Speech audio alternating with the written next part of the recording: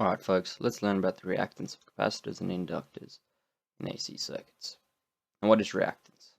Well, reactance is the resistance to the flow of alternating current, and it's observed in capacitors and inductors in AC circuits. It behaves similarly to resistance, but is determined by the frequency and intrinsic properties of those components. Why is this useful? Well, reactance is useful to calculate the total impedance of an alternating current circuit. This can then be used similarly to resistance in a DC circuit to calculate the voltage and current across various circuit elements using DC laws such as Ohm's law, Kirchhoff's law. It's calculated in complex numbers because the AC behaves in a sinusoidal wave.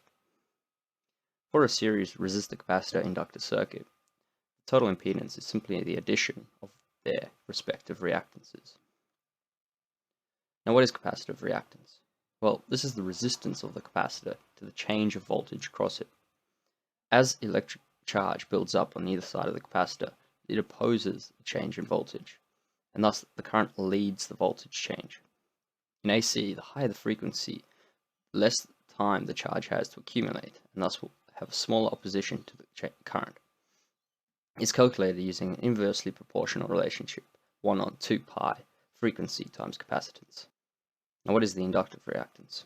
Well, this is the resistance of an inductor to the change in current through it. As the AC supply reverses direction, it produces a back EMF which opposes the current. This then results in a lag of the current because it has to catch up and break that EMF before it will catch up with the voltage.